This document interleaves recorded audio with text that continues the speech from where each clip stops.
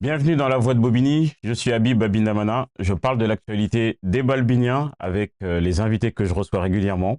Ils sont issus de divers horizons et aujourd'hui, je reçois une invitée très importante. Elle s'appelle Cecilia Merrifield.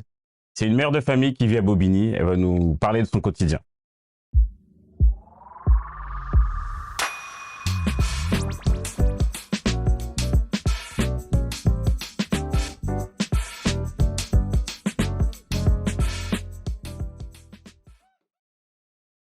Bonjour Cecilia, merci d'être venue dans le podcast La Voix de Bobigny.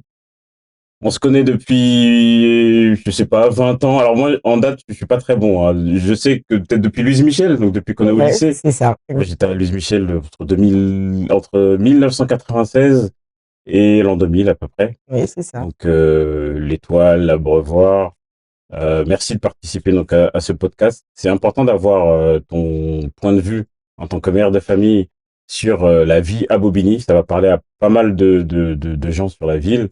En plus, les sujets de la monoparentalité sont des sujets que les politiques sont censés prendre en C'est ça. considération. Donc, on va gentiment en parler. J'ai une question, simple. Est-ce que tu peux nous dire déjà qui tu es, ton environnement familial, en quelques mots, qu'est-ce que tu fais dans la vie, et puis après on rentrera dans le vif du sujet. D'abord l'idée c'est de voilà de te connaître, ton parcours. Mm. Donc j'ai dit tout à l'heure l'Abreuvoir, mais ton parcours par rapport à Bobigny, sans rentrer donc dans les choses qui sont personnelles, hein. Mm. Mais voilà, parler un peu de toi, parler un peu de ton voilà de tes enfants éventuellement donc et des sujets donc qui te concernent. Ok. Ben déjà, merci Habib de m'avoir invité. Ben alors, je suis Cecilia Merrifield, j'ai 42 ans et ça fait 42 ans que j'habite à Bobigny. Une vraie balbinienne. Une vraie. Mais Merrifield, c'est anglo-saxon un peu, ça fait un peu. Oui, c'est anglo-saxon. Mon père, il est indien dominicain, donc c'est un Caraïbe, et ma mère est guadeloupéenne. Donc, du coup, voilà. Je suis née à Bobigny, ils ont toujours été à Bobigny, et donc, Bobigny, ben, je connais par cœur. C'est quoi votre collège Timbo? Ouais, j'ai fait Timbo. Après, j'ai fait Moulin Fondu, j'ai eu un parcours un peu atypique parce que j'ai beaucoup voyagé entre la Guadeloupe et Bobigny, parce que je faisais des bêtises et que voilà, ma mère à un moment m'a envoyée en Guadeloupe et puis je suis revenue. Et Ça existe encore ça quand un enfant fait des bêtises, on l'envoie au bled? ben ouais, à notre époque ça existait. Oui. Ah oui, c'était même fréquent.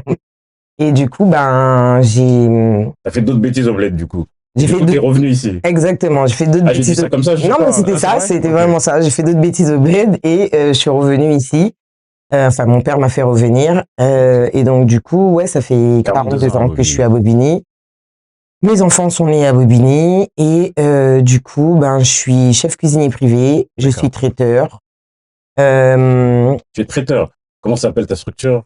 alors, pendant 10 ans, j'avais une entreprise qui s'appelait Les Saveurs de City Traiteur, qui sont très bien connus sur la ville de Bobigny et ailleurs, parce qu'on a eu le temps de faire pas mal de grands événements, de faire pas mal de choses au niveau culinaire. Et donc, depuis un an, j'ai fermé les saveurs de City Traiteur en 2024 parce que ça faisait 3 ans que je travaillais sur un projet qui est plus grand à mes yeux. Et du coup, avec l'expérience que j'ai eue, que ce soit dans ma vie professionnelle ou ma vie personnelle, euh, j'ai commencé à travailler sur un projet qui s'appelle la Brigade Solidaire, qui est une association que j'ai fondée et que j'ai ouverte en mars 2020, enfin mars-avril 2025. Et la brigade solidaire, bah, je l'ai appelée comme ça parce que la brigade, c'est comme ça qu'on appelle les équipes en cuisine. Solidaire, bah, parce que c'est l'action de tout, voilà. C'est le cœur de l'action, pardon. Et donc, du coup, la brigade solidaire, c'est une association que j'ai ouverte pour pouvoir aider et lutter déjà contre les précarités, déjà, et notamment au niveau social pour aider à tout ce qui est insertion, tout ce qui est tout ce qui est de notre jeunesse qui est éloignée du cursus scolaire ou professionnel. La brigade solidaire, c'est un endroit où le jeune ou la maman ou le papa peut venir faire une pause dans sa vie active ou personnelle ou professionnelle, tout. La brigade solidaire, en fait, on t'impose rien du tout. Tu viens, t'as envie de parler, parle. Tu veux pâtisser, tu pâtisses. Tu veux cuisiner, tu cuisines. Mais on fait aussi des formations pour pouvoir faire découvrir les métiers culinaires, pour pouvoir intégrer les gens au métier de la bouche et savoir si c'est des directions qu'ils pourraient prendre et qui seraient susceptibles de leur plaire pour une carrière. Parce que des fois, on va dans quelque chose et on se dit, ouais, c'est ce que je veux faire et tout ça, nanana. Et puis une fois qu'on arrive dedans, finalement, le rêve et la réalité, il y a une marge entre les deux. Et on se rend compte, en cuisine, on ne fait pas que cuisiner, on fait aussi le ménage, on doit gratter ça, on doit faire ci, on doit faire ça. Mais là où j'ai trouvé intéressant de créer la brigade solidaire même, c'est que bien souvent, on parle des métiers de la bouche. Tout le monde dit, voilà, le métier de la bouche, ouais, c'est difficile, etc. Mais on n'imagine pas qu'avec les métiers de la bouche, donc par exemple, un cuisinier, c'est quelqu'un qui doit être habile de ses mains. Je prends un exemple jeune qui a, je sais pas, je te dis n'importe quoi, qui a 18 ans, qui sait pas vraiment qu'est-ce qu'il a envie de faire de sa vie, mais il sait même pas par quoi il est passionné. Il va venir à la brigade solidaire, il va venir, il va cuisiner ou il va pâtisser, et finalement il va se rendre compte, mais putain, je sais faire des choses avec mes mains, je suis habile de mes mains, etc. Où il va venir, il y a des prises de commandes, parce que voilà, il y aura des prises de commandes à faire, et finalement il va dire, mais je sais bien parler, j'aime bien le rapport avec le client, tchatcher, etc. Et en fait, dans la brigade solidaire, c'est pas forcément, vas-y, on te pousse dans les métiers de la bouche. C'est aussi apprendre à se découvrir, à se réorienter, à se revaloriser, parce que la maman qui est pas partie travailler pendant 15 ans parce qu'elle s'occupait de ses enfants, qui arrive et qui se dit, putain, on va me donner du boulot, ça fait 15 ans, je sais même plus si je sais parler, si je sais aller en entretien et tout ça. Et ben, à la brigade solidaire, on va faire en sorte de redorer ton image. En fait, de valoriser le fait que tu as été maman, mais tu as été aussi accompagnatrice, infirmière, docteur, cuisinière, femme de ménage, etc. Comme toutes les mamans du monde et qui ont plusieurs casquettes, voilà. Et donc, on va lui faire savoir que ce n'est pas parce que pendant 15 ans tu n'as pas travaillé que ça veut dire que pendant 15 ans tu n'as pas acquis à des compétences et à des compétences et des validations dans tout ce que tu as fait pour pouvoir les mettre en pratique et choisir ton chemin de vie, en fait. Donc, la Brigade solidaire, c'est vraiment une association où on a à cœur de la découverte des métiers culinaires, mais aussi de l'accompagnement, aussi du moment de on vient, on souffle. Il n'y a pas meilleur moyen de souffler autour d'une bonne pâtisserie, un bon chocolat chaud, un bon repas, un bon dîner, ou etc. pour pouvoir briser les barrières. Voilà, Ok. autour d'un repas. Donc nous, à la Brigade solidaire, pas juste de la cuisine, mais on crée et on bâtit aussi des projets de vie et des avenirs. Alors, moi, j'ai fermé en 2024, 24, ok. mais j'ai quitté les locaux que j'avais au Clubhouse, voilà, à Bobigny. J'avais tout retapé, C'était en quelle année, ça? En 2020, quand ils sont passés Ah oui, en donc dès que la 2021. nouvelle municipalité a Ah pris oui, ses oui, mains, oui, oui. ils ont demandé donc à toi, Cécilia, qui était traiteur et qui travaillait en partie donc dans le clubhouse du club de la ville, de quitter les locaux. Pas vraiment, ça s'est pas passé comme ça. En fait, ils ont commencé à faire des travaux sur de l'aune, notamment au niveau du clubhouse.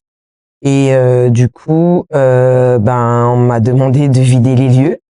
Sauf qu'on ne m'a jamais rappelé, sauf qu'on n'a pas pris en considération que j'avais peut-être pas d'endroit pour mettre tout mon matériel. Et j'ai été plus ou moins, en tout cas dans mon ressenti, chassée, voilà, du Et clubhouse. alors, c'était à cause des travaux, c'était pas parce que c'était... C'était à cause des travaux, mais il y avait une petite guéguerre, voilà, entre l'ancienne municipalité, la nouvelle qui passait. Ok. En gros, chacun faisait ses rapports de force. Et on va dire que je me suis retrouvée au milieu de tout ça, quoi. Ok, je comprends. C'est pas notre sujet. Moi, ce que j'aimerais savoir, c'est est-ce que tu peux nous parler de ton quotidien en tant que mère qui vit à Bobigny. Alors, faut savoir. Qui élève seul ses enfants. Oui, c'est ce que j'allais dire. Faut savoir que moi, j'ai 6 enfants. Je suis toute seule sur Bobigny. L'éducation, elle est au cœur de mon quotidien parce que je suis à la fois mère, je suis à la fois père. Pas forcément un choix, mais on assume parce que parce qu'en fait, je fais les deux rôles, tout simplement. Et c'est pas pour m'en déplaire non plus, puisque je pense que ça fait énormément de liens entre mes enfants et moi. Et mon quotidien, ben c'est entre mon entreprise, quand j'avais mon entreprise, parce que alors tout à l'heure je te disais j'avais une entreprise que j'ai fermée en 2024 parce que depuis 4 ans j'étais sur liste d'attente d'un local commercial, tout en sachant que tout le monde me connaît en tant que traiteur, en tant que chef cuisinier. Sur Bobigny, tu voulais un local commercial Je voulais sur Bobigny ou aux environs, autour, mais j'ai commencé par Bobigny parce que c'est ma ville et que je pense il y a du taf à faire là-bas, là-dessus. Et faut quand même savoir que là, Bobigny est en train de changer. Donc aujourd'hui, on a là où il y avait l'ancien centre commercial, on a maintenant des restaurateurs, des choses qui ont ouvert. Mais durant tout ce temps où il n'y avait pas tout ça, faut savoir que quand on voulait manger, on était obligé d'aller à Drancy. Donc faut pas se leurrer, on n'avait pas de McDo, on avait rien du tout. Heureusement, c'est en train de changer et donc du coup, bah en 2024, j'ai un peu baissé les bras où je me suis dit voilà, ça faisait 2 ans que je travaillais sur un projet, bientôt 3, et ça fait 23 ans que je suis dans la restauration, dans la cuisine. Depuis peu, je suis cake designer aussi et faut savoir. C'est ça, cake designer. Ça, c'est une terme d'Instagram, ça, moi, je connais pas. Cake designer, alors quand j'étais traiteur, souvent on me demandait pour des pièces montées, quand je faisais des événements, des pièces montées, des gâteaux, des ceci, des cela. Et j'avais les bases de la pâtisserie, mais j'avais pas ce truc de... En fait, je peux trop produire le micro avec un gâteau, à l'effigie du micro. Ok. Voilà, sauf que ce sera un gâteau à manger. Bah moi, mon anniversaire, c'est le 9 mars, donc le gâteau La Voix de Bobigny, c'est avec plaisir. Pas de problème. Pas de souci. Bon. Et donc du coup, depuis mars 2025, j'ai ouvert une association qui s'appelle la Brigade Solidaire. C'est un projet sur lequel j'ai travaillé depuis 2 ans, bon, je peux même dire 3 ans. J'ai été accompagnée pendant 1 an avec la Chambre des commerces et des métiers aussi. Et en fait, ce projet, il m'est venu il y a 5 ans en arrière, de par mon parcours professionnel et personnel, et notamment dû à un certain moment à une exposition médiatique sur les réseaux et à la télé dans une émission. Et du coup, j'ai été contactée par énormément de jeunes filles, de jeunes hommes. Il y a eu des thèses qui ont été faites par rapport à mon expérience personnelle. Et à partir de là, je me suis rendu compte que mon histoire, elle a été divulguée à mon insu, mais elle a parlé à énormément de personnes. Et donc, j'ai eu des écrivains qui m'ont contacté pour essayer de faire un livre de mon histoire. Mais ce qui m'a le plus touchée, c'est toutes ces jeunes filles qui venaient et qui m'écrivaient en privé pour me raconter leurs problèmes personnels. Ils voyaient en moi une maman cool, ouverte et avec qui on peut parler, et qu'elles n'étaient pas forcément à l'aise pour parler avec leurs parents. J'ai eu affaire à des jeunes filles qui se prostituaient. J'ai eu affaire à des filles qui ont fugué. J'ai eu affaire à des filles qui traficotaient. Et du coup, j'avais ouvert un petit groupe sur lequel on pouvait échanger, etc. Et à partir de ce moment, c'est là que ça a commencé à changer dans ma tête et à me dire, il y a peut-être un travail à faire avec les jeunes. Parce que de mon histoire, là où je pensais que ça allait impacter les gens de notre âge, ça a impacté la jeunesse, en fait. Les gens qui sont en dessous de nous. Et donc, du coup... Elle existe toujours, cette association? Oui, je l'ai ouverte là, il y a quelques mois, enfin, mars 2025. Ok. Mais je travaillais sur le projet en amont pendant que j'étais dans mon entreprise. Et aujourd'hui, j'ai à cœur, parce qu'il faut savoir que, comme je te l'ai dit, Habib, on se connaît depuis très longtemps. Tu sais que j'ai eu un parcours qui est atypique, hein, voilà. Et donc, du coup, faut savoir que quand j'ai quitté l'école, j'ai eu mon premier enfant, j'avais 17 ans. Et quand j'ai quitté l'école, j'avais même pas un brevet des collèges. Aujourd'hui, j'ai un niveau bac+3. J'ai repris l'école à 30 ans, malgré moi. Félicitations. Merci. Et félicitations déjà t'as 42 ans? 42 ans, ouais. 6 enfants, 42 ans, déjà, bravo. Merci. Et puis, c'est difficile de reprendre les études à 30 ans, après la vie que tu as eue en plus, donc, de le dire. Oui. Et c'est bien, ça montre quand même une certaine détermination. C'est bien aussi de s'occuper des autres avec l'association. Donc, d'une certaine manière, si on peut aider à faire en sorte que cette association grandisse ou voilà, prenne de l'ampleur à travers je sais pas, partage ou participation d'une certaine manière, faut pas hésiter, en tout cas, personnellement, à me solliciter. Après, donc sur ta situation actuelle, donc j'ai bien compris que du coup, en tant que mère qui élève seule ses 6 enfants, c'était compliqué et que tu avais eu des difficultés avec ton restaurant ou en Mm. tout cas ton activité à Bobigny et que tu Avec mes cherchais locaux. un local. Mais à aujourd'hui, c'est quoi en fait déjà ta difficulté en tant que parent qui vit à Bobigny? Déjà, juste sur ce cadre-là, au niveau local, qu'est-ce qu'on peut faire de mieux en fait au niveau local? Disons, demain, tu parles avec le maire, c'est moi le maire, qu'est-ce que je peux faire pour toi en fait? Bah déjà, j'espère que si tu es le maire, tu vas m'écouter, hein. Ne serait-ce que ça serait déjà bien. Parce que j'ai l'impression qu'on est oubliés, nous, à Bobigny. Nous, les Balbiniens, on est oubliés à Bobigny. Et moi, comme je t'ai dit, ben, pour avoir fait 42 ans ici, ma grosse problématique aujourd'hui en tant que parent avec mes enfants, c'est l'éducation. L'éducation parce que faut savoir que j'ai des enfants de 25, enfin 26, 22, 20 ans, 16 ans et 14 ans, et un dernier de 4 ans. Et donc, ça veut dire que j'ai de tout âge. Et au niveau de mes enfants, nous avons vécu, pardon, plusieurs situations en fonction de l'enfant que j'avais en face de moi, enfin d'un de mes enfants ou de l'autre, enfin voilà, d'un cas à l'autre, ça pouvait être mitigé. Et par exemple, ma fille de 26 ans, tu sais qu'elle est handicapée, donc elle a un ralentissement moteur parce qu'elle a une malformation de la aorte.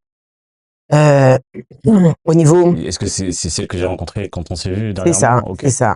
Et non, c'est pas celle-là. pas celle-là. Celle que tu as rencontrée, justement, c'est les deux qui ont 16 et ils ont un an d'écart. D'accord. Et c'est celle qui m'accompagne beaucoup sur tout ce qui est mes activités de prêteur et etc. Et celle de 26 ans, pardon, elle était à la maison avec son petit frère. Donc nous, on allait livrer. Et donc du coup, faut savoir que je l'ai eu à 17 ans et ça a été très compliqué parce que je commençais ma vie de mère avec une enfant handicapée, zéro accompagnement. Donc pour les jeunes mamans, zéro accompagnement dans l'enfant handicapé, zéro accompagnement dans l'évolution de l'enfant. Donc à un moment, la solution qu'on m'avait donnée, bon bah c'était la SECPA, etc., etc. Et puis arrivé à un moment, ils m'ont dit ils vont la mettre dans un centre où elle va faire, je sais pas, de la pâte à modeler, de la peinture, etc. Et donc je me suis battue parce que je me suis dit, je le sais que ma fille elle est handicapée, mais je ne veux pas que ma fille ressente son handicap au sein de la société. Donc du coup, je me suis battue pour qu'elle aille à l'école comme tout le monde. Et ma fille a 26 ans aujourd'hui, elle a 3 diplômes. Alors, Là où on voulait la mettre dans un centre de peinture. Et du coup, elle travaille en milieu protégé, donc elle est dans un ESAT à la Courneuve. Et j'ai dû redoubler d'efforts pour pouvoir accompagner ma fille au niveau parcours scolaire pour qu'elle ait une chance comme monsieur et madame tout le monde. Et ça, je trouve ça grave injuste parce que non seulement je suis maman seule, bon à cette époque-là, j'étais pas maman seule, mais j'ai un enfant handicapé, je suis une jeune maman, il y a rien pour m'accompagner, rien pour m'orienter, je suis obligée d'aller chercher. On n'était pas comme aujourd'hui dans Internet et tout ça, donc fallait vraiment aller frapper dans toutes les portes. À la suite de ça, ben j'ai eu 4 ans après, j'ai eu mon fils de 22 ans qui lui n'était pas trop attaché à l'école. Donc là, on rentre dans une autre problématique qui est l'éducation de la maison et l'éducation de la rue. Voilà, parce que il n'était pas fait pour l'école. Il l'a dit très tôt et très vite. ouais. À quel âge il a commencé à dire ça? Il devait avoir 13 ans. Ah oui, mais 13 ans, on est au début du collège. Exactement, ouais, au début du collège. Et il faut savoir que mon fils a fait sur son année, je crois, de 4e, il a dû faire, je sais pas moi, 4 collèges sur son année de 4e. Faut savoir que j'avais mis mon fils à l'internat parce que je voulais lui donner une chance de sortir du cadre de Bobigny, des quartiers sensibles, de l'Abreuvoir, parce qu'on habitait à ce moment-là à l'Abreuvoir. Il s'est fait renvoyer de l'internat 3 mois après. Mais il y avait le foot et le foot le tenait. Et ça, je trouvais ça génial parce que il se donnait à fond dans le foot et il aimait jouer au foot, il aimait ces moments où en tout cas il retrouve ses copains, il se donne à fond, etc. Sauf que à l'AFB à ce moment-là. Ah oui, d'accord. À l'AFB, ok. AFB, ACB, voilà. J'aurais dû jouer à Étoile Bobigny. Ouais, je crois que ça aurait été mieux, ouais, vachement. Et donc, du coup, ben voilà, mon fils décroche de la scolarité parce que c'est pas fait pour lui. Donc là, pareil, je me retrouve encore une maman qui me démène pour mon gamin, pour trouver une solution, pour qu'il ne puisse pas décrocher. Et donc, la solution que j'ai trouvée, c'était une 3e prépa pro, parce qu'il aime la cuisine comme moi et que je me suis dit, voilà, c'est une bonne idée. Il va aller au lycée avec des gens qui sont dans le cursus professionnel. Et donc, ça va peut-être lui servir d'exemple. Il a fait quoi? Peut-être 2 trimestres en 3e prépa pro. Puis il a rencontré une fille. Et là, C'est une bonne c'était... nouvelle. Non, ben ouais, j'aurais voulu. Mais là, ben, il est rentré dans le mood, maintenant je suis devenu un homme. Maintenant, je peux tenir tête à maman à la maison et puis je peux sortir le soir en scred quand t'es dehors, etc. Et donc là, on est rentré dans une autre problématique. Bon ben Dieu merci, ça fait 7 mois, il m'a donné un petit-fils. Donc voilà, il est en train de se ranger, il a passé des diplômes, il est encore en train de se former pour devenir gardien d'immeuble. Mais même sur ça, je l'accompagne malgré qu'il a 22 ans et que lui-même est devenu papa. C'est très problématique sur la ville de Bobigny pour obtenir des financements pour la formation, pour les jeunes Oui. qui sont passés par un certain parcours et qui veulent retourner avoir un diplôme. Parce qu'il faut savoir La mission locale. la mission locale. J'ai dit un gros mot, on dirait. Non, je vais t'en parler, mais sur mon fils de 20 ans. Ah, d'accord, ok. Mais pourquoi celui-ci n'a pas été à la mission locale, Il a justement? été à la mission locale. Il y a eu un accompagnement light, voilà, à la mission locale. Et du coup, ben, arrivé à un moment, en tant que parent, tu es obligé de reprendre ton enfant, lui tenir la main et d'aller l'accompagner. Parce que d'une, c'est ton rôle quelque part, mais les structures comme la mission locale, je pense que c'est des structures qui sont adaptées à des jeunes qui sont dans l'optique de se dire, je veux m'en sortir, je vais aller faire quelque chose, je vais me donner les moyens. Mais celui qui est complètement paumé et qui sait pas où il veut aller, quel sens il veut donner à sa vie, pour moi, la mission locale, ce n'est pas un lieu adapté pour ces jeunes. Voilà. La mission locale, je pense que c'est bien quand tu sais ce que tu as envie de faire et la mission locale va t'accompagner pour aller dans ce que tu veux faire. Malheureusement, le gamin qui a quitté l'école tôt et qui sait pas encore quel sens il veut donner à sa vie ou quelle direction il veut donner à sa vie, c'est compliqué parce qu'il connaît pas tous les métiers. C'est compliqué parce qu'il sait pas dans quoi il est bon. C'est compliqué parce qu'il sait pas vraiment ce qu'il passionne, parce que voilà, je passe du petit joueur de football à celui à qui on demande, bah là, il va falloir que tu choisisses quel métier tu vas vouloir faire plus tard. Et il y a la cuisine, tu disais, il aime bien. Il aimait bien la cuisine, exactement. Il aime toujours la cuisine, mais étant donné qu'il m'a vu énormément trimer dans la cuisine, il veut pas spécialement faire son métier, mais il est pas fermé non plus. Donc, faut savoir que voilà, il se dit que si vraiment on lui subventionne pas sa formation de gardien d'immeuble, il ira peut-être dans la pâtisserie et la cuisine parce qu'il faut qu'il trouve quelque chose. Donc, les formations de gardien d'immeuble, c'est combien? C'est quoi? alors, on a eu plusieurs devis. On a eu des devis à 4 000, on a eu des devis à 3 800, on en a eu à 6 000. Il faut savoir que selon le centre de formation, il y a certains centres de formation, ça dure sur 1 an et demi, d'autres sur 7 mois, d'autres sur 8 mois. Donc, tout dépend du centre de formation dans lequel tu vas, mais aussi notamment de ton niveau scolaire. Donc, tout ça, c'est pris en compte.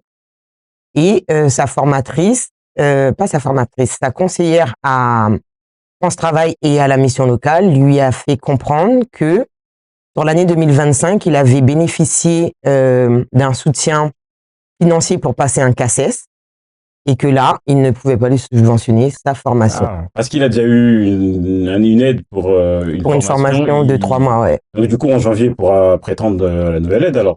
Normalement, je pense, enfin on y travaille dessus parce que j'ai expliqué à cette conseillère que un gamin qui n'a pas de diplôme, qui a 21 ans, qui est sorti du cursus scolaire très tôt, je ne suis pas conseillère, je suis chef cuisinier, je ne remettrai pas en compte ni en considération son métier, mais pour moi, un enfant qui vient chez vous à cet âge-là et qui vous dit j'ai envie de faire quelque chose de ma vie, on priorise le fait de l'envoyer chercher un diplôme au lieu d'une formation de 3 mois, CACES, pour aller travailler et que finalement, dans, je sais pas, je vous dis n'importe quoi, dans 2 ans, on se retrouve face à un gamin qui est lésé par ce qu'il fait, parce qu'il aime pas ce qu'il fait, nous-mêmes, en tant qu'adultes, on est confrontés à ça. Et donc, du coup, je lui ai expliqué que avant d'envoyer mon fils en formation pour une formation certifiante, elle aurait dû parler avec lui d'un projet de vie sur une formation diplômante.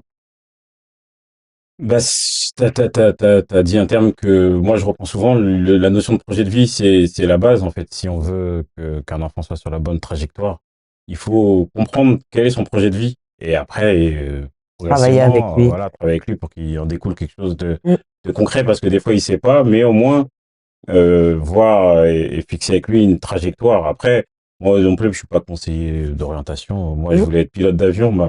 Ils m'ont proposé, c'est pas une blague, hein, ils m'ont proposé Et nettoyer les avions. non, et ce qui est un métier comme un autre pour ceux qui aiment ça, hein, mais Mm. c'était en quatrième ou en cinquième, ils m'ont proposé peintre en bâtiment. Moi qui suis vraiment pas manuel, hein, je Ouais. dis je vais être pilote d'avion, on m'a dit peintre en bâtiment. Et je dis sinon comment on fait pour être pilote d'avion? Je savais même pas qu'il fallait être bon en maths. Mm. En tout cas, voilà, c'était la petite parenthèse par rapport à ce que tu disais pour ton fils. Donc j'ai entendu et je pense que les personnes qui sont concernées par ce sujet Mm. doivent entendre ce que tu viens de dire aussi. Mm. Il faut aussi que la prochaine municipalité, parce que là, on a parlé donc du fait que tu es contacté donc la Mm. municipalité actuelle, mais dans 3 mois, dans 4 mois, Mm. ils seront plus aux manettes de la ville, donc ils seront plus en mesure en tout cas de t'accompagner ou de t'orienter vers les bons dispositifs. Bien sûr. Et sauf erreur, il y a quand même les services administratifs qui fonctionnent, donc la mission locale aussi. Alors, j'ai entendu parler du BIJ, mais je maîtrise pas trop. Faudrait voir si ça existe toujours. Ça existe toujours. Ça existe, mais c'est pas l'accompagnement comme on l'imagine et comme on nous l'a vendu, puisque mon fils de 20 ans, il est dedans. Et de ce qu'il s'agit de la mission locale, c'est ce que je voulais faire cette petite parenthèse parce qu'elle me semble très importante.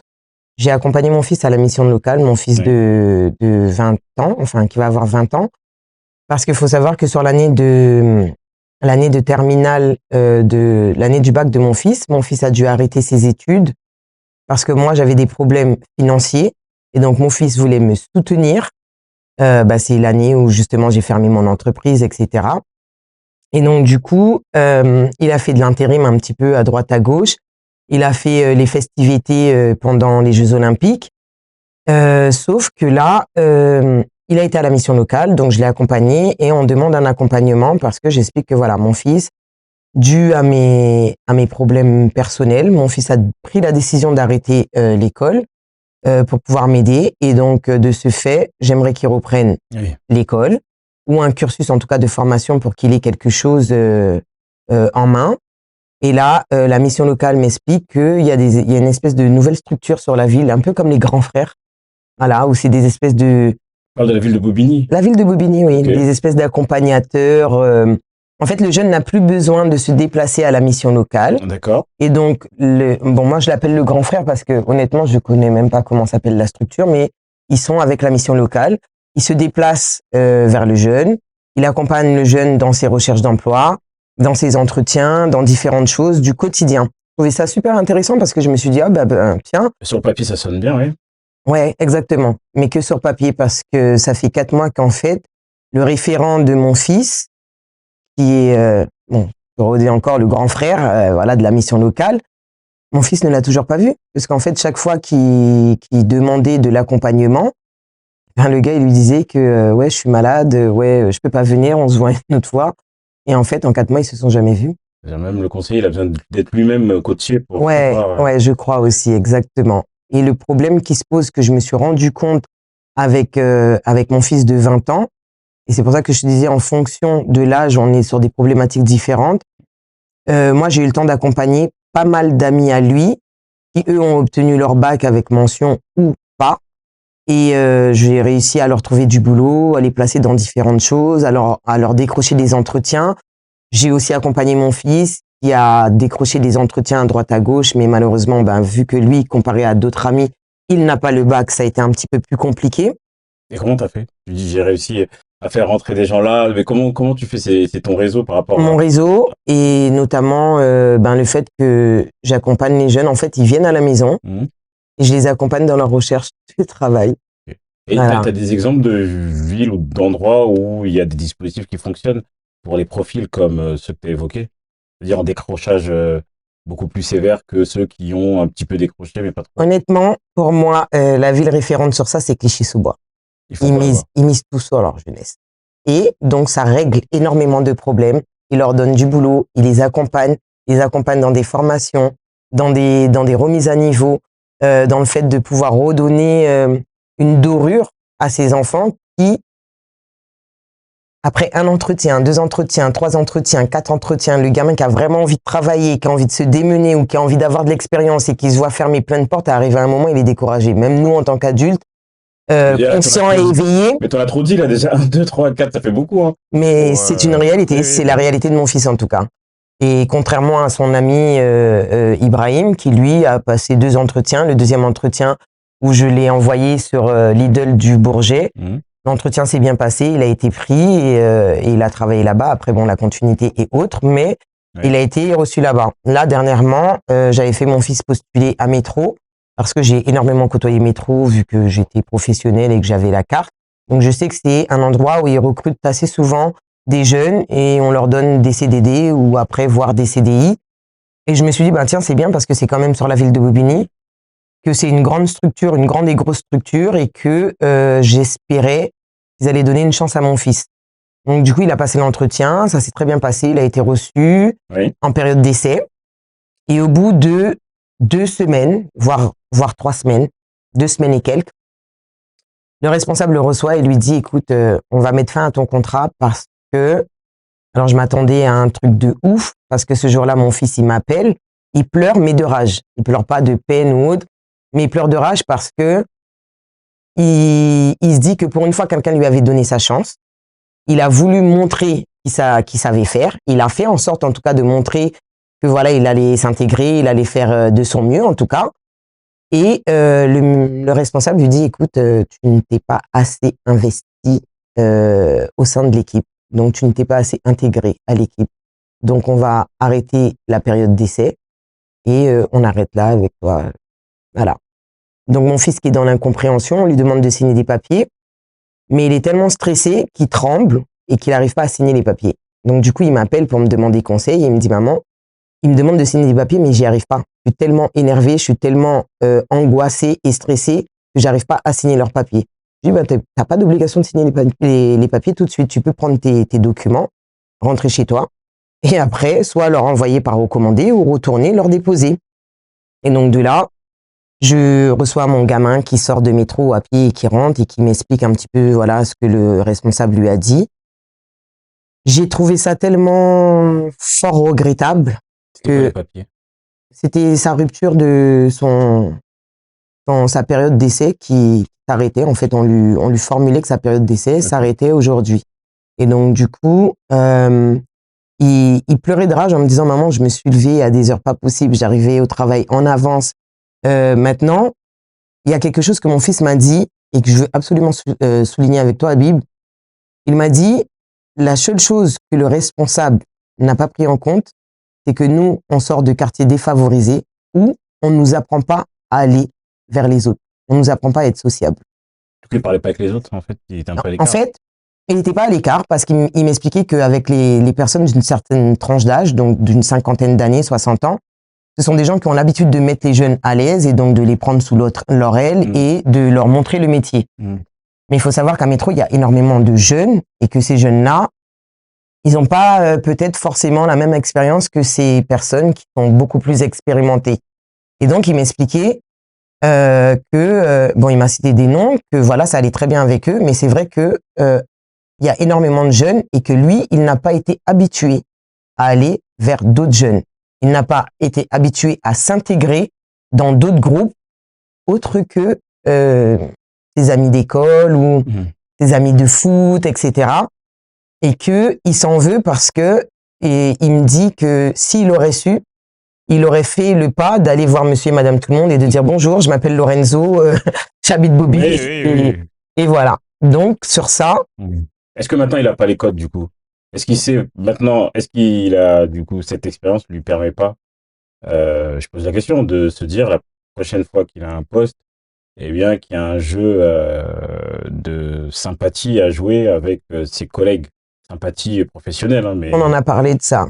Mais à la différence de ce que tu dis, c'est que moi, je l'ai repris pour lui dire, écoute, quand j'ai commencé à travailler, j'avais 16 ans et je travaillais au McDonald's quand je sortais du lycée. Aujourd'hui, ça fait 23 ans que je suis dans la cuisine et que maintenant, je peux me permettre de former. Mais ça m'a coûté un long processus, alors qu'en réalité, si j'avais continué les études, au lieu que ça me prenne 23 ans, ça aurait pu me prendre que 13 ans. Et donc aujourd'hui, il faut absolument que tu arrives à comprendre que tant c'est la société qui le veut, que tant que tu n'auras pas de diplôme pour faire valoir ton niveau, commencera au bas de l'échelle, quitte à sortir les poubelles, ramasser la merde des gens, commencera par là. Et Maintenant, il n'y a pas de sous-métier, hein, c'est un métier aussi comme un autre. il n'y a pas de sous-métier. Ça, c'est clair et net. Et d'ailleurs, je suis grave reconnaissante de ces gens-là parce qu'ils font un courage, de la volonté et il faut se lever tôt aussi pour pouvoir le faire. Mais je lui ai expliqué qu'au jour d'aujourd'hui, lui seul peut décider de ce qu'il veut pour l'avenir. Est-ce qu'il veut qu'on continue à le voir comme quelqu'un qui n'arrive pas à se sociabiliser? Est-ce qu'il veut commencer en étant manutentionnaire et qu'il se casse le dos? Parce qu'à un moment, il m'a raconté qu'il a dû mettre 113 packs d'eau dans le camion de quelqu'un qui était venu acheter de l'eau. Et donc, du coup, sur le moment, t'es jeune, tu ne sentiras pas les séquelles, mais plus tard, tu les sentiras, les séquelles, à force que tu refais la même chose, porter des charges lourdes, etc. 113, c'est beaucoup. Ouais, non, 113 packs d'eau. À deux, alors, avec non, tout seul. Le client. Ouais, tout seul. Le client, il fait autre chose. Et donc, du coup, on a eu cette discussion et quand même, dans cette expérience, ça lui a permis de se dire, je vais retourner aller me former pour devenir quelqu'un. Il ne faut pas qu'il lâche l'affaire. Non, mais sauf que ce jour-là, et ça, c'est quelque chose de très important que je veux souligner, ce jour-là, mon fils m'a dit, en vérité, la légalité, ça paye pas. Il faudrait que j'aille dans l'illégalité parce que c'est là que ça paye. Non. Mais sur le coup, sur la colère, sur la rage, sur l'amertume, sur enfin différentes émotions qu'il arrive peut-être pas à contrôler correctement, ben c'est ce qu'il a dit. Maintenant, si tu es face à un enfant qui est vulnérable, qui est un peu bon ben vas-y, je suis dégoûté, ça s'est passé comme ça, j'ai essayé, mais finalement on m'a fermé la porte au nez, et moi je vais aller vendre de la drogue. Parce que le vendeur de drogue, eh ben, ce que je vais faire en 1 mois en allant travailler légalement, ben, il va se le faire en 1 semaine. Et donc, finalement, je pourrais me la couler douce. Je pourrais ne pas avoir à savoir parler le français correctement, ni l'écrire correctement, parce que finalement, ben, le trafic, ça va payer. Sauf que, je suis passée par un parcours, un peu similaire. Et aujourd'hui, ce que j'ai pu dire à mon fils, c'est que la légalité, elle paye pendant un moment. Dans 365 jours, dans une année, il y a 365 jours, il y a 364 jours pour le voleur et 1 jour pour le gendarme.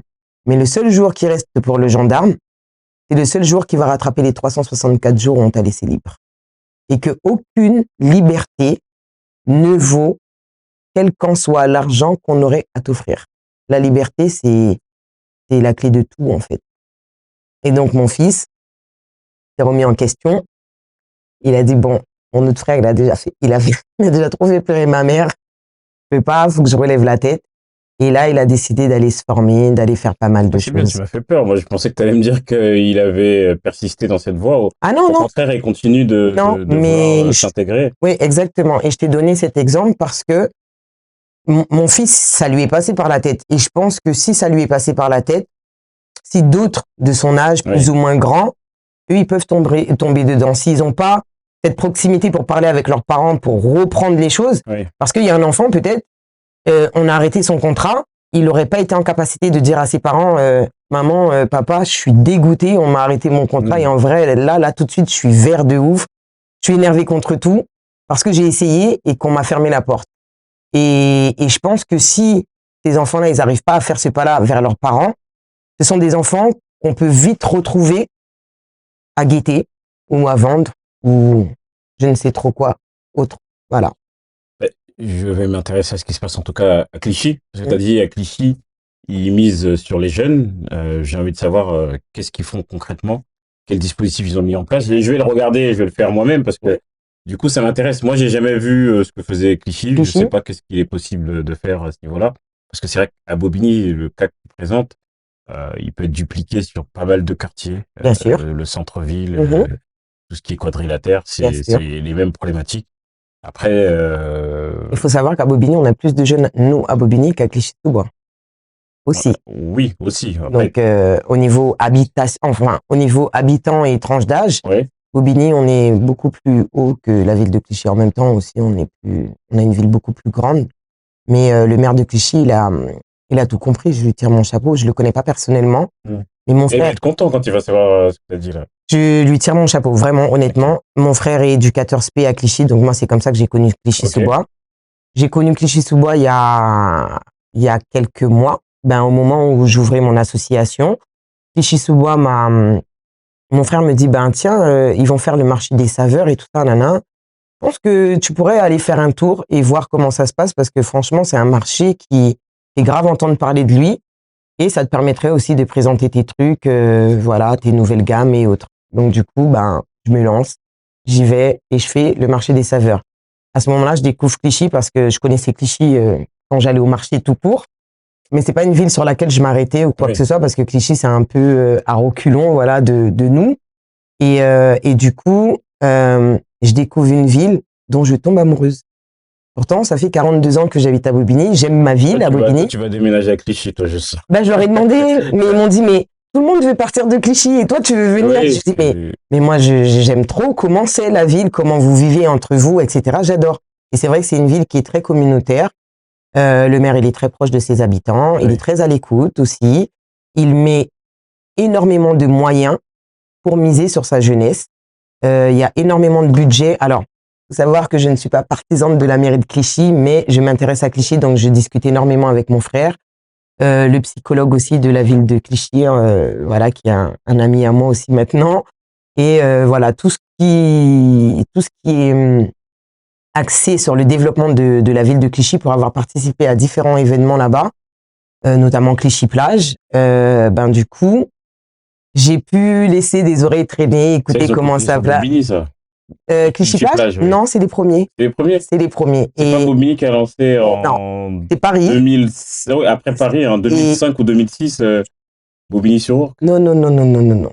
On va C'est vérifier ça Clichy. aussi. C'est On va Clichy. vérifier. Et Clichy d'ailleurs fait partie des trois parmi les trois premiers, enfin les trois meilleurs trucs saisonniers de plage. En fait, le premier, je crois que c'est Paris.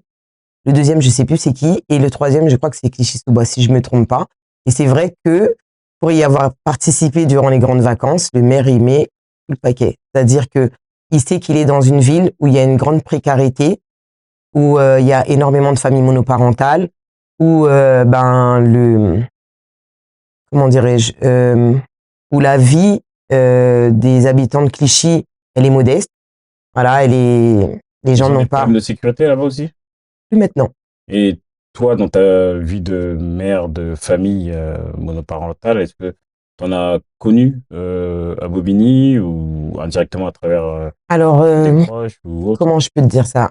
Oui. Si tu souhaites en parler après, Non, non, non, oui, il y a des choses qui sont personnelles. D'ailleurs, je sais pas si tes garçons, quand ils vont voir la vidéo, ce qu'ils vont dire, hein, parce que est-ce que c'est c'est ma vie, c'est la leur, et c'est une réalité surtout. Donc ouais. après, ça peut sensibiliser, pourquoi pas, hein. Voilà, après l'objectif aussi, c'est que de leur faire comprendre aussi que c'est la voie dans laquelle ils sont actuellement de se réinsérer et la bonne voie. Que- On en a déjà discuté, et c'est pour ça que, pareil, quand il y a eu le meeting la semaine dernière, il y a eu tout un groupe de jeunes qui est venu, parce Ils que étaient présents, tes fils? oui, Ok. enfin, pas celui de 22 ans parce qu'il était avec son fils, celui de 20 ans était là, ils sont venus avec il est venu avec tous ses copains, ils sont venus au Ils moins à sont 30. déterminés alors. Je leur ai fait un sacré savon. Ouais. Je leur ai expliqué que c'est maintenant ou jamais que ça se joue l'avenir pour eux parce que la ville de Bobigny, nous, notre génération, à toi et à moi, Habib, on est en train de voir nos parents partir petit à petit. Bientôt, ce sera à nos enfants de nous voir partir petit à petit. Et en fait, je leur ai expliqué que nous, on peut se battre à leur côté, mais en vérité, c'est leur combat à eux. Parce que finalement, aujourd'hui, tu as choisi ton métier, j'ai choisi le mien, on a des enfants, on est mariés ou pas, on a éduqué, on a bien fait, on a mal fait, qu'importe, on s'en fout, on n'est pas dans le jugement, mais on a chacun pris notre directive. Maintenant, eux, ils sont en train de construire leur avenir et la direction que va prendre leur vie actuellement en tant que jeune homme de 20 ans, parce que c'est l'âge que mon fils il a actuellement, c'est maintenant que ça se joue. Et en fait, je leur expliquais que la ville, nous, dans 10 ans, nous, on cherchera à finir notre trimestre pour pouvoir regarder pour la retraite. Même si on aura quand même peut-être un œil sur la ville, un peu comme Christian, hein, voilà. Mais que les vrais acteurs de la ville de Bobigny, ce sera eux. Eux, parce que ce sera eux qui vont commencer à avoir des enfants, qui vont commencer à prendre conscience, à devenir des adultes éveillés et conscients de ce qu'ils veulent laisser pour leur enfant après. Tu parles comme une politique, hein, tu le sais ça? Ah bon? Oui, ça sonne bien. Je veux dire, on dirait que tu parles comme si c'était un programme, comme si c'était un projet que tu avais en tête de... Non, mais comme je te l'ai dit, ça fait 3 ans que je travaille sur un projet, en tout cas pour les jeunes de la ville de Bobigny, parce que je suis maman seule de plusieurs enfants de différentes tranches d'âge et que je suis confrontée aux difficultés de la vie quotidienne d'un parent à Bobigny. J'ai posé une question tout à l'heure. Après, on a... C'est simplement, parce que là, on a parlé donc des difficultés de réinsertion sur l'aspect, Clichy. En tout cas, tous les promoteurs de Clichy doivent être contents. Tu as dû faire monter là, le taux de l'immobilier de Clichy. Mais il faut appeler un chat un chat, il faut appeler un chien un chien. Et franchement, oui, ce qu'ils ont fait, c'est génial. Et je vais regarder ce qu'ils ont fait pour la jeunesse. Donc, on a parlé d'insertion, d'aspects sociaux. Est-ce qu'il y a des sujets d'insécurité que tu veux évoquer? Oui, bien sûr, parce que il y a 5 ans en arrière, faut savoir que mon fils, qui est papa maintenant lui-même aujourd'hui... C'est grand-mère alors? Ouais, je suis grand-mère il y a 7 mois, d'un petit boss, Suleiman, que j'aime trop, mais que je vois pas trop non plus parce que je bosse beaucoup. Et donc, du coup, faut savoir que mon fils, il y a 5 ans, en mars 2020, quand le Covid commençait, mon fils et sa bande de copains, ils fréquentaient des filles dans la ville de Bobigny. Chose qui est totalement normale, voilà. Sauf que il y a un des amis de mon fils qui a côtoyé une des filles. Il faut savoir que ça n'a pas été un viol, ça n'a pas été quelque chose de forcé ou quoi que ce soit. Il s'est filmé avec une fille. Et donc, cette vidéo est arrivée dans les mains de ses oncles, voilà. Et donc, ce garçon était notamment, ils étaient plusieurs, mais ce garçon, sur la vidéo, on voit pas sa tête. Et donc, ils ont estimé que ce garçon était mon fils. Et donc, sauf que mon fils, comment je peux vous dire ça? Il y a des traits chez mon fils qu'en fait, je reconnaîtrais mon fils même si on me bandait les yeux. Donc, cette vidéo, je l'ai vue tardivement. Ça m'a rassuré encore plus parce que je savais finalement que ce n'était pas mon fils. Mais mon fils n'a pas voulu dénoncer la personne qu'il y avait sur la photo, enfin sur les vidéos. Et donc, on a mis mon fils dans un coffre à voiture. En fait, on lui a tendu un espèce de guet-apens. On a mis mon fils dans un coffre à voiture à Bobigny. On l'a ramené dans la cité de Chemin Vert. On l'a passé à tabac. On l'a ramené à Paul-et-Loire. On l'a passé à tabac. On l'a ramené à Bons Enfants. On l'a passé à tabac. Et donc, ils ont séquestré mon fils et ils l'ont torturé pendant près de 6 heures. Et ils l'ont relâché devant Jean Verdier en pensant qu'il était mort. Il était mort. Et donc, je reçois un coup de fil. Je reçois un coup de fil en pleine nuit et on me dit qu'il faut que je vienne à Jean Verdier. Et le médecin essaye de me rassurer en me disant vous inquiétez pas, ce que vous allez voir, ça va être choquant, mais voilà, on est là et on va faire. Et donc, du coup, crise de panique, j'appelle ma sœur parce que j'ai pas envie d'y aller tout seul et le père de mes derniers enfants. Donc, on y va et j'arrive à l'hôpital. Encore une fois, on me rassure, on me ramène dans une pièce et on me dit de faire attention, de ne pas crier, voilà, qu'ils ont les choses en main, mais que ce que je vais voir est très difficile à voir pour une maman. Et donc, du coup, je leur dis OK, mais j'étais un peu lâche. Alors, je suis vaillante dans beaucoup de choses, mais tout ce qui s'agit de mes enfants, je suis très lâche. C'est-à-dire que mon enfant va se couper avec un couteau, je ne peux pas voir la vue du sang de mon enfant. C'est pas possible. Et donc, du coup, j'envoie ma sœur et je lui dis, va regarder comment c'est. Et j'entends ma sœur qui crie. Donc là, je me dis, si ma sœur elle crie, c'est que c'est chaud. Et donc là, je rentre dans la salle et je reconnais pas mon fils. Pour moi, ce n'est pas mon fils. Son visage était tellement déformé que je ne reconnaissais pas mon fils. Son visage, il n'avait pas triplé de volume. Je sais pas si tu as eu le temps de voir le film Elephant Man quand on était petit. Ça remonte, mais oui, oui, Oui. oui, oui, oui. Eh ben, Elephant Man, il était beau gosse comparé à mon fils. Et donc, du coup, là, on m'explique qu'il y a de multiples fractures crâniennes, corporelles, des côtes, des dents cassées. Voilà, il y a plusieurs choses qu'il a subies et que, du coup, ils sont obligés de le mettre dans un coma artificiel pour la souffrance, pour la douleur, mais qui vont le soigner, etc., etc. Et donc, il est resté à peu près 10 jours dans un coma artificiel. Parce qu'une semaine après, ben, le visage n'avait toujours pas descendu complètement et que c'était très compliqué et qu'il pouvait pas manger non plus parce qu'il avait la mâchoire cassée. Et donc,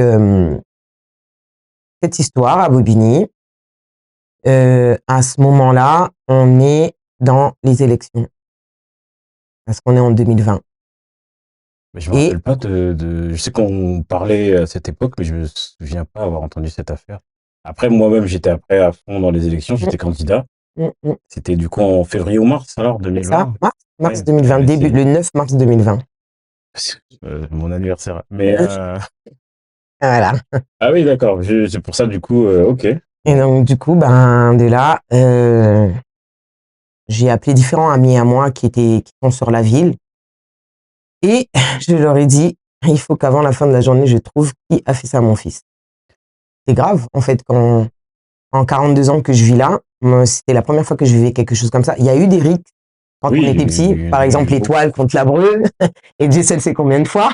Oui, il y en a eu, il Voilà, y en a eu beaucoup, il y en a eu beaucoup le et centre contre l'Abreu, encore une fois, ou bien l'étoile contre le centre, mais j'avais jamais eu vent de choses pareilles, en tout cas. Et donc, du coup, dans la journée, on a su c'était qui, donc j'ai été déposer des plaintes, plusieurs plaintes, parce qu'il faut savoir que ces personnes ont essayé de me menacer. Pour suivre la procédure, donc j'ai été déposer une main courante d'abord, et puis quand mon fils est sorti de l'hôpital, je l'ai forcé à aller déposer plainte, car il ne voulait pas déposer plainte. Je pense pas que c'est une question de peur, même si je pense qu'à ce moment-là, quand il est sorti, il se rend compte de tout ce qui s'est passé, donc je pense qu'il y a des choses qui reviennent, etc. Et je pense pas que c'est la peur, mais c'est plus le fait des codes. On porte pas plainte, nous, dans les quartiers sensibles. On règle ça entre nous. Et donc, je lui dis, non, on va aller déposer plainte là, on va faire comme, excuse-moi du terme, hein, faire comme toutes les petites familles, voilà, de colons, et on va aller déposer plainte. Et donc, du coup, c'est ce qu'on a fait. Plainte qui n'a jamais abouti, et où que ce soit. Mais quand même, j'ai tellement fait parler de cette histoire, donc j'ai été reçue par l'OPH parce que à ce moment, quand mon fils recommence à revoir des flashs, à se souvenir de ce qui s'est passé, mon fils est apeuré. Pas dans le sens qu'il a peur de mourir ou autre, peur que ça se sache. Donc il a même pas peur de mourir, il a peur de le qu'en dira-t-on. J'ai été séquestré, je me suis fait tabasser, on va me prendre pour une tapette, etc. Enfin, c'est des espèces de clichés, voilà, des quartiers. Et donc, je décide d'aller voir Est Ensemble, mais à l'époque, c'était pas Est Ensemble, c'était OPH. Et le moment où je vais voir l'OPH, la nouvelle municipalité est passée, donc c'est le groupe d'Abdel Sadi qui est passé. Je suis reçu par le directeur de l'OPH, qui est je sais même plus comment c'est il s'appelle. Mohamed, peut-être, Ouais, c'est ça, Mohamed, exactement. Avec sa secrétaire, qui était très gentille, hein, mais qui m'explique que voilà, ils peuvent pas faire grand-chose. Et donc je leur dis qu'au jour il y avait d'aujourd'hui, des caméras, c'est ça que tu demandais, toi? Ou qu'est-ce que non, je leur des demandais, témoins? non, même pas, je leur demandais d'être logés ailleurs Ah, que d'accord, sur ok. le Je pensais que centre-ville. tu voulais des témoins de ce qui s'est passé, si ça avait eu Non, lieu dans les mais il bâtiments ou faut dans les savoir locaux. que j'ai pas été tout de suite parce que, à la suite de ça, mon fils s'est refait passer à tabac 3 semaines après. Le même, Le même fils. pas la même affaire. Par un gars de la même équipe, enfin, du même groupe. Et donc, du coup, c'est là que je décide justement de ne plus laisser ça comme ça. Et donc, je décide d'aller voir l'OPH et je leur dis, écoutez, ça va pas être possible parce que Mais t'habitais où? à Karl Marx. Ah, bah oui, parce que moi, j'étais resté sur l'Abreuvoir. Sur l'Abreuvoir, Bah non, oui. bah non, j'ai quitté l'Abreuvoir quand ma mère a quitté l'Abreuvoir et je suis arrivé sur le centre-ville. Donc là, je suis à Karl Marx, je suis pas très loin de Chemin Vert, de Bons Enfants. Mais il y a quelque chose qui m'a sidéré et je veux relever sur ça, Habib, absolument. C'est que pendant cette soirée où mon fils il a été passé à tabac, ils ont ramené mon fils dans une famille, vers les coups de 2-3 heures du matin, dans une famille balbinienne. Cette famille balbinienne, le papa ou le beau-papa est un jeune de notre âge, parce que il est de notre génération, et sa femme qui a des enfants, et notamment un enfant de l'âge de Livio qui est un ami à Livio. Ce même ami, c'est un petit jeune qu'on a retrouvé dans la Seine, à Bobigny, quelques années plus tard. Et donc, du coup, ils ont ramené mon fils chez ces gens-là en sang. Il pouvait même pas marcher, il pouvait même pas parler, il pouvait même pas quoi que ce soit. C'est eux qui l'ont porté jusqu'à ces gens-là. Et à aucun moment, ses parents n'ont appelé la police. À aucun moment, ses parents ont expliqué à ces jeunes, vous allez ressortir de chez moi, mais vous n'allez pas ressortir avec ce jeune. Parce que moi, je suis une maman, parce que moi, je suis un papa, et qu'en fait, là, vous êtes en train de me ramener quelqu'un qui est pratiquement mort dans mon domicile. Donc là, on est clairement dans une non-assistance en danger. Et je me souviens de l'époque de Bobigny que moi, j'ai connue et dans laquelle j'ai grandi. Déjà, jamais on aurait pu ramener un enfant dans cet état chez des parents, déjà pour commencer. Et si tel était le cas, je pense que nos parents même auraient passé à tabac des jeunes hommes qui ont ramené l'enfant. Et donc, du coup, ils ont laissé mon fils repartir avec même pas de mots, voilà, avec ces personnes. Voilà, on va dire ça comme ça. Et donc, du coup, Et ton avocat, là, il a pas réussi à... Parce que t'as porté plainte, il s'est passé plein de choses. mais il n'y a pas eu de suite. Il n'y a pas de suite. Non, en fait, là où j'ai été entendu, alors dans ma ville, je n'ai pas été entendu. Et là où je suis entendu par la ville de Drancy. J'écris un courrier à Monsieur Lagarde. Je lui explique la situation. Je lui mets les rapports de police. Je lui mets les photos de mon fils. Je lui mets tout le dossier. Et là, il me reçoit en urgence. On est d'accord que tu avais fait la même démarche d'abord avec Bobigny. Avec Bobigny. Quand tu as rencontré donc Mohamed Hassani, le président de l'OPH, le maire et compagnie.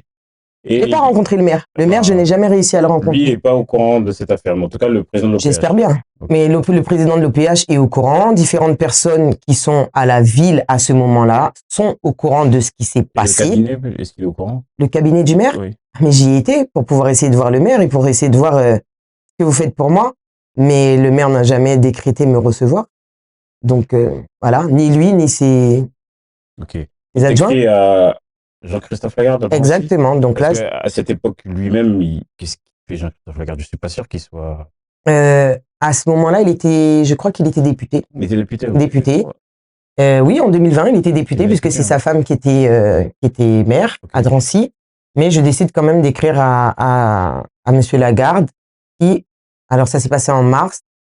De mars à juin, j'ai essayé de voir avec ma ville pour voir qu'est-ce qu'on arrivait à mettre en place pour le gamin. Et du coup, on est en juin 2020 et Monsieur Lagarde me reçoit en urgence parce que voilà, il a reçu mes documents, il a reçu mon courrier et là il m'explique qu'il peut me délivrer un logement très rapidement parce que la situation est grave et que voilà, il a un F4 à me proposer. Malheureusement, je ne l'ai pas pris, mais il a pris en considération ma situation. Tu l'as pas pris? Parce que je suis actuellement dans un 85 mètres carrés à peu près et que le logement que Monsieur Lagarde me proposait était un 65 mètres carrés. Il faut savoir que, comme je te l'ai dit, j'ai 6 enfants et que moi, là, ils sont 2 par chambre. Donc, est-ce que tu travailles aussi dans le logement pour tes prestations exactement. Actuellement, oui, depuis un an. Enfin, même depuis qu'on a récupéré mes locaux, oui. D'où le besoin d'espace. Oui, exactement. Les enfants, plus l'activité. Exactement. Et donc, du coup, je refuse le logement que Monsieur Lagarde me donne à contre-cœur parce que je voulais vraiment y aller, mais je me dis en même temps, est-ce que le jeu en vaut la chandelle? je vais enlever mes enfants d'un logement où on est déjà serré pour les remettre encore plus dans une boîte de conserve parce qu'on est en train de, parce Ouais. que j'ai envie de fuir Bobigny pour que mon enfant arrive à se reconstruire, pas parce que j'ai peur, parce que moi en soi, j'aurais même pu rester à Bobigny, ça me dérange pas, mais pour montrer à mon fils que je te soutiens.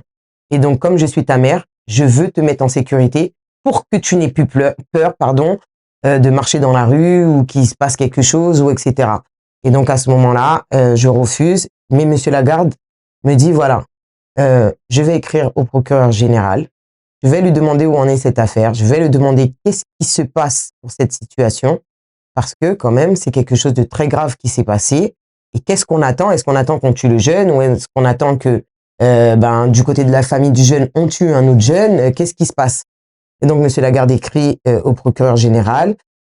Il me renvoie la réponse du procureur général par recommandé et je lis que le procureur général dit que voilà, le dossier est en instruction, que ils sont toujours en train de faire des investigations, etc. 5 ans après, on est toujours dans les mêmes investigations. Y a rien. En tout cas, si j'ai bien compris, la priorité au-delà, et c'est très important que l'affaire puisse suivre son cours et aboutir sur, bah, je pense, trouver les coupables et faire que justice soit faite. La priorité, c'est de faire en sorte que tes enfants se réinsèrent progressivement dans la vie et que toi, tu déménages pour éviter que ça puisse se reproduire. Après, ça m'étonne quand même de la part, parce qu'ils sont censés, et ils auront toujours la possibilité de répondre à ce que tu as dit, lors de la municipalité actuelle, donc de l'équipe qui est encore en poste jusqu'en mars. Il- Ça m'étonne quand même que, et je remets pas en cause ton témoignage, hein, mais ça m'étonne quand même que Mohamed Hassani et son équipe, à l'époque où il était président de l'OPH, n'aient pas pris en considération donc ta demande qui était urgente. Après, donc ils ont l'occasion d'en parler et de répondre. Que Jean-Christophe Lagarde t'ait proposé un logement rapidement, ça c'est une bonne chose. Ouais. Après, bon, Il ait voulu me soutenir aussi auprès du procureur général, c'est énorme pour moi parce que c'était la seule personne qui l'a fait. Donc de dire il y a eu agression, où est-ce que ça en est? Qu'est-ce qui se passe les gars? Et oui, le Mohamed, je sais pas c'est quoi son nom de famille, quand j'y étais, l'urgence pour lui c'était que il venait d'être président de l'OPH et que c'est un foutoir à l'OPH et que la situation pour le moment, il comprend l'urgence, mais il peut rien faire parce que il vient d'être président oui. et que c'est compliqué. Bon, en tout cas, là, tu es dans un moment où, de toute façon, on va dire, avec le bien que tu as dit sur Clichy, peut-être que tu auras Un logement. un appel de Clichy. Ouais. Mais tu as un moment où, dans quelques mois, il y aura une nouvelle équipe municipale. Le message sera passé donc à travers la voix de Bobigny, sera passé au futur maire, qui que ce soit, qu'il soit de l'opposition ou de la majorité. Moi, je reçois ici pas mal de candidats. À chaque fois, je leur poserai la question. Donc, sur ce sujet-là, je leur dirais, en matière d'insécurité, quand vous avez une mère de famille, par exemple, qui est dans une situation très difficile, et je ne rentrerai pas dans les détails, juste pour voir un peu comment il se positionnerait. Et puis, je pense qu'à un moment donné, et c'est bien d'en parler, ça aboutira vers une solution. J'espère. Après, il y a des personnes quand même sur cette affaire qui est très grave, il y a quand même des mises en cause directes et graves. J'espère que ça n'a pas envenimé les choses. Et je pose la question. Oui, parce que justement, après, faut savoir que il y a eu énormément. Alors, il y a cette petite guerre qui dure depuis pas mal de temps pour le terrain de chemin vert, donc qui est un gros terrain de drogue, hein, voilà. C'est où il y a eu la fusillade. Oui, il y a eu la fusillade, exactement. Où il y a eu la fusillade, où mon fils a été séquestré, où oui, chemin vert, c'est le cœur de le cœur de tout. Avant, je pense qu'à notre époque, c'était Paul-et-Loire, un peu l'étoile aussi, mais aujourd'hui, ouais, chemin vert a pris le dessus complètement. Et faut savoir que à la suite de tout ça, le gamin, enfin les parents chez qui ils avaient été avec mon gamin à moi, leur gamin à eux, donc ces personnes qui n'avaient pas assisté mon fils, enfin qui ont laissé mon fils en non-assistance en personne en danger, ont perdu leur fils. Donc il est mort. Ils l'ont retrouvé dans la Seine.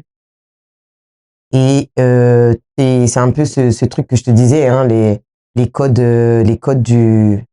Mais c'est pas rien quand même, hein, ce que tu dis, hein.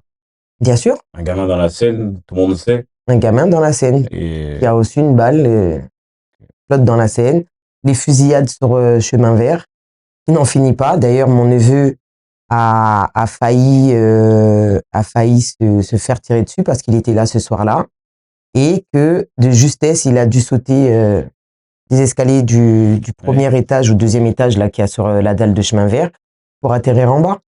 Et donc, dans tout ça, où est la municipalité de Bobigny, en tout cas Mm. la municipalité actuelle, quels ont été les moyens qu'ils ont mis en place pour les jeunes qui ont vécu ça, qui ont assisté à ça. De souvenir, il n'y a même pas eu une cellule psychologique pour ça. Juste ça, au moins. Ça a été soutenir la maman, le papa qui a perdu l'enfant, mais il n'y a pas eu que ça. Il y a eu aussi des fusillades, il y a eu des gens qui ont été touchés, gravement blessés, et j'en passe, et j'en passe, et j'en passe, parce que sans ça, on n'en finira pas.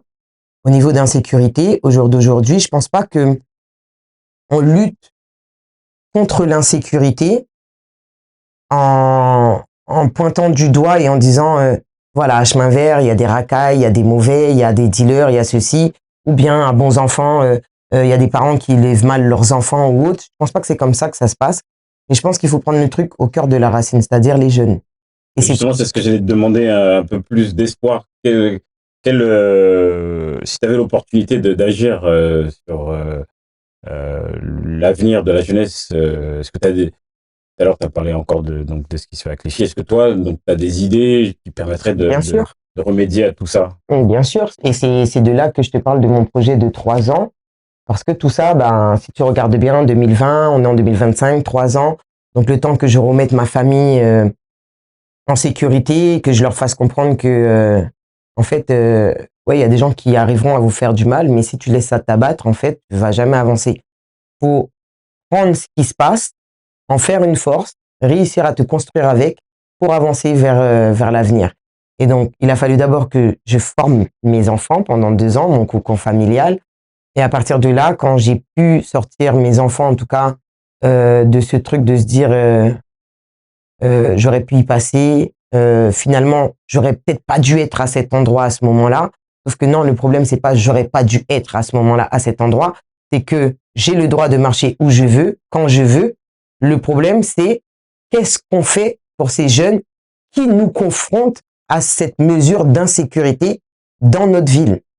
Et je pense que cette question-là, on se la pose pas dans le bon sens. Et donc, c'est pour ça que je l'ai reformulée comme je viens de te le dire. Et donc, pour moi, ce serait d'aider les jeunes. Tu sais, Habib, il y a quelque chose qui est important.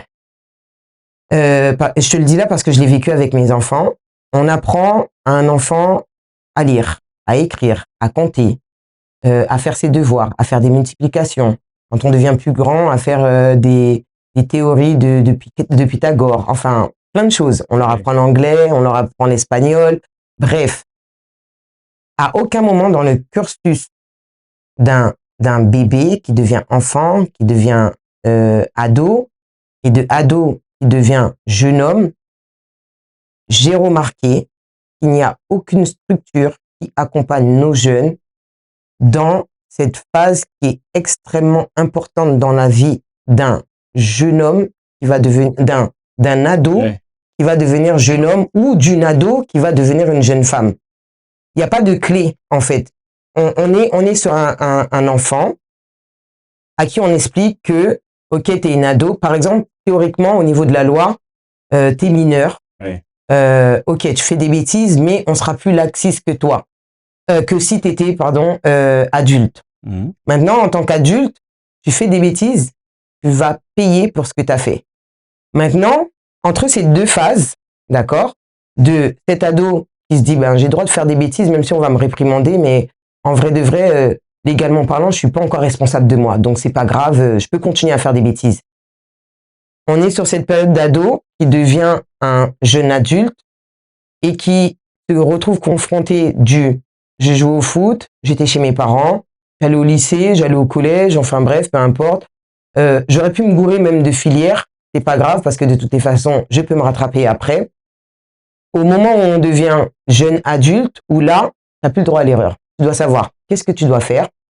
Faut savoir que tu peux plus faire de bêtises, même si on n'est pas des robots. Mais ce que je veux dire, c'est que machinalement, dans leur tête, il y a une phase, il y a une transition qui se fait entre l'ado qui devient jeune adulte, sur lequel l'ado inconscient et le jeune adulte à qui on demande de devenir un jeune adulte conscient, qui va prendre des décisions, qui va prendre des directives, il va falloir que ce jeune homme ou cette jeune fille, elle s'émancipe, plus ou moins du rattachement familial, parce que c'est un peu brut dans le fait, par exemple, tu es encore attaché à la sécurité sociale de tes parents. Là, on te dit non, il faut que tu ailles te détacher, il faut que tu ailles prendre ta sécurité sociale. Non, il faut que tu ailles chercher du travail. Non, il faut que tu trouves la filière dans laquelle tu veux aller. Non, il faut que tu réussisses dans la voie.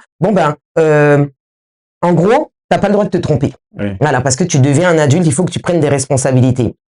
Et ça, je me suis rendu compte en parlant avec mon fils, qui est venu et qui m'a dit, maman, quand j'étais petit, j'ai jamais rêvé de devenir adulte. Mais maintenant que je suis adulte, je veux encore moins devenir adulte parce que c'est trop dur d'être un adulte. Et je pense que cette petite phrase, beaucoup de jeunes se le disent parce qu'ils n'ont pas l'accompagnement. Oui. Entre le collège et après le collège. Exactement. Jusqu'aux 18-20 ans. Les bêtises qu'on nous laisse faire, etc. Ou au moment où on serre la ceinture. Le SMJ avant en tout cas, moi, dans les années 86, c'est le SMJ. Il existe toujours. L'équipe de SMJ, alors c'était pas leur rôle principal, c'était pas, mais ils accompagnaient vers entre l'adolescence jusqu'à l'âge adulte, ils accompagnaient parce que ils ont vu grandir, donc ils nous disaient attention, qu'est-ce que tu fais, ou en tout cas ils nous orientaient plutôt sur des chemins qui étaient plutôt ceux qui étaient normaux, pour éviter d'être dans. Ils faisaient ce boulot-là parce qu'aussi ils étaient impliqués, de ceux que je me souviens, ceux qui étaient en tout cas à l'étoile. Et du coup, il y avait beaucoup aussi de structures associatives qui nous encadraient. Il y avait la boxe taille à l'étoile, il y avait le SMJ. Et donc, du coup, ça permettait de toujours être au contact d'adultes conscients et responsables qui montraient l'exemple. Et après, ça a marché sur une génération. Là, c'est une autre génération. Plus sur la même génération. Il faut voir, en effet, les mesures à prendre pour. Et puis, c'est aussi, parce qu'on parlait de la municipalité, c'est pas que. C'est une compétence même qui est nationale. Au niveau local, un élu peut accompagner, peut mettre en place des choses, mais après, quand les sujets que tu as évoqués, là, c'est clairement, notamment ce que tu as dit sur le jeune qui s'est retrouvé, donc, qui est décédé, qui est mort dans la Seine. Ça, là, pour le coup, là, c'est vraiment une affaire nationale. Par contre, l'affaire locale, c'est l'urgence de te reloger quand c'était nécessaire, l'accompagnement vers la réinsertion. Ça, c'est en effet des compétences locales et ce qui est à mon avis logique, c'est qu'à terme, et je te souhaite que ça aille dans le bon sens et j'aiderai autant que possible. J'espère, je croise les doigts. Les élus que je recevrai donc auront vent de ce qu'on a évoqué déjà à travers le podcast, mais aussi dans les discussions qu'on aura. Et j'espère que j'aimerais bien moi venir rencontrer des gamins. Je me souviens pas les avoir vus. Les garçons. Non, si, Lorenzo, il était là. Alors, Livio, il n'était pas là, parce qu'il était avec son fils, mais Lorenzo, oui, il est venu, ils sont restés à peu près une demi-heure. Je crois, le jour même, je te l'ai dit, ils ont dit, même avant, les trous, etc. Je me souviens pas d'eux.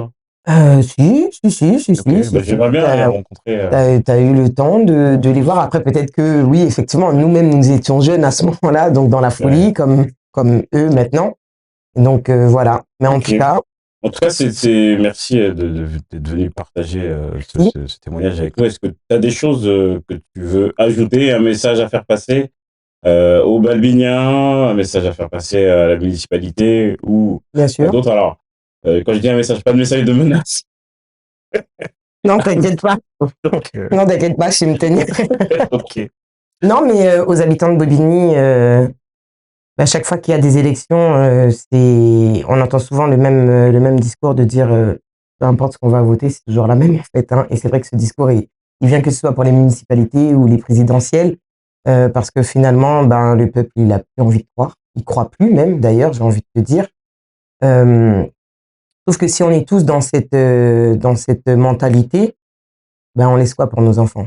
On laisse rien. En fait, on se dit, on baisse les bras et finalement, on laisse nos jeunes livrés à eux-mêmes ou à d'autres personnes d'ailleurs, peut-être malfaisants ou autres. Et donc du coup, ben c'est maintenant qu'il faut se lever. Là, ça va être les élections. Vous vous levez pour qu'on reprenne notre ville, nous, Balbiniens, pour qu'on arrête d'être laissés pour compte dans notre propre ville et de faire en sorte, nous, en tant que maman, parce que je sais que sur la ville, il y a énormément de mamans seules comme moi, il faut qu'on fasse entendre nos voix, nous, en tant que maman, pour dire que voilà, on a des enfants qui ont fini ou pas l'école. Nous, en tant que parents, notre rôle, c'est d'accompagner nos enfants, mais la municipalité, son rôle, c'est de nous entendre, nous et nos enfants aussi également. Et donc, quand je vois que nos gamins sont là et qu'ils cherchent du travail et qu'ils sont obligés d'aller sur Paris, au Bourget, à Pierre-Paul-Jacques, à droite, à gauche, alors que sur la ville de Bobigny, vous pourriez très bien mettre des conventions avec des grosses structures comme Métro pour obliger Métro à prendre, je sais pas, sur 150 employés, ben, vous en prendrez 50 dorénavant. Voilà. Et établir ça avec Leclerc, avec Pierre-Paul-Jacques et ne pas laisser nos jeunes traîner en dessous de nos bâtiments. Donc, c'est à nous, maman, de faire valoir nos voix, nos idées, nos projets. J'ai parlé de l'association, la Brigade Solidaire. J'ai pas encore de locaux. Je suis en train d'attendre qu'on m'en donne. Enfin, j'attends pas. Je suis en train de démarcher même pour élargir. L'idéal aurait été Bobigny parce que je pense qu'il y a énormément de taf à faire à Bobigny. Mais je suis en train d'élargir pour voir avec Pantin, Bondy et autres. Mais la Brigade Solidaire, c'est pas la solution à tout. Mais je veux que ce soit un endroit où les jeunes pourront venir s'asseoir, souffler et faire une pause pour reprendre leur vie. C'est-à-dire sans qu'on ait à tout le temps nous bousculer, il faut faire ci, il faut faire ça, tout est tellement accéléré. Là, à la Brigade Solidaire, tu peux venir faire une pause. En fait, tu peux venir cuisiner, pâtisser, venir en main forte, tout ce que tu veux, et tu fais une pause pour pouvoir restructurer ta vie et repartir de plus belle. La Brigade Solidaire, c'est aussi les élèves, les enfants qui seront renvoyés de leur collège, de leur lycée. Bien souvent, on les renvoie, mais il n'y a nulle part qui les accueille. La Brigade Solidaire, c'est un endroit qui viendra en renfort peut-être à Adofé, où ces jeunes, ils seront plus tout seuls à la maison. Ok, t'es renvoyé, bah, tu vas venir. Tu vas venir avec nous, tu vas venir faire une pause avec nous. On va venir t'écouter, on va t'entendre et on va essayer de travailler sur ce qui va pouvoir te propulser pour pouvoir devenir meilleur dans ce que tu as envie d'entreprendre pour plus tard.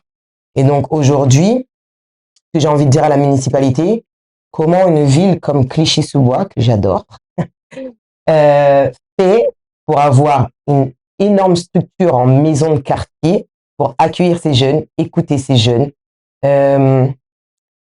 avancer avec ces jeunes, comment la ville de Clichy intègre leurs jeunes dans leur municipalité, ne les laisse pas pour compte, ils sont des voix entendues, ce sont des gens qui sont, comme toi et moi, respectés, on écoute le mal-être d'un jeune, on essaye d'avancer avec un jeune, on essaye de structurer l'avenir d'un jeune, et ça, Clichy-sous-Bois, le maire, il a très bien compris, il a tout misé là-dessus. Comment nous, à Bobigny, avec autant de structures qui sont délaissées à l'abandon, comment une ville avec autant de jeunes et de problématiques de rixes, de meurtres, de fusillades, et j'en passe, de séquestration et de torture aussi, comment on n'a pas cette maison de quartier, nous?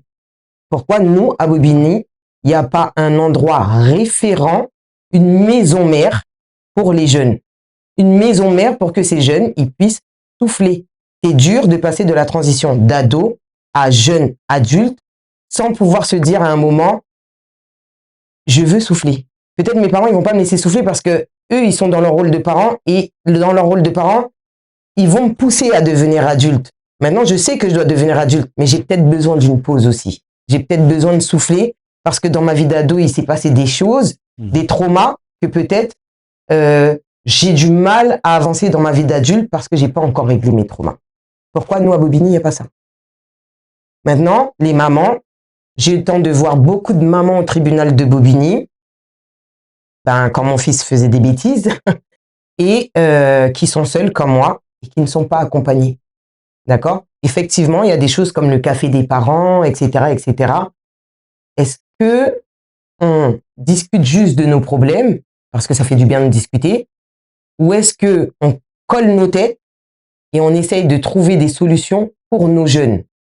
Maintenant, les mamans qui sont seules, qui travaillent, qui font maman et papa, à qui on demande d'être à la maison parce que justement, il y a des signalements qui sont faits dans les écoles parce que la maman ou le papa seul n'est pas souvent là lors des réunions et autres et qu'ils estiment que l'enfant est négligé.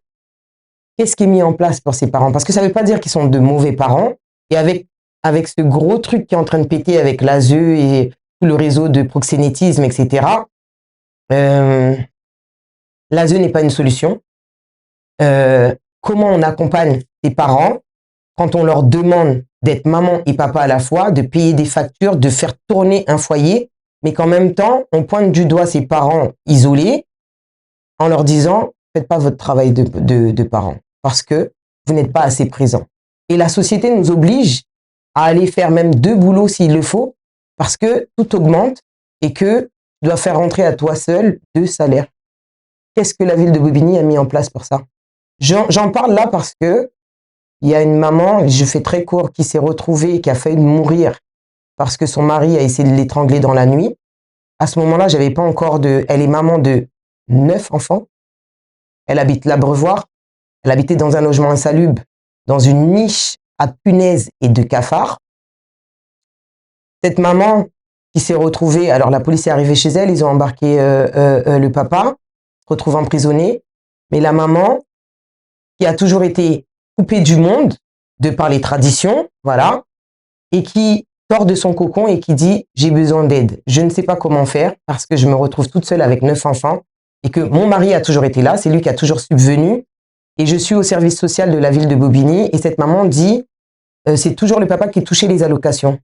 J'ai entrepris des démarches pour pouvoir faire, mais en attendant, voilà ce qui s'est passé et je n'ai plus de couches, je n'ai plus de lait pour mes enfants.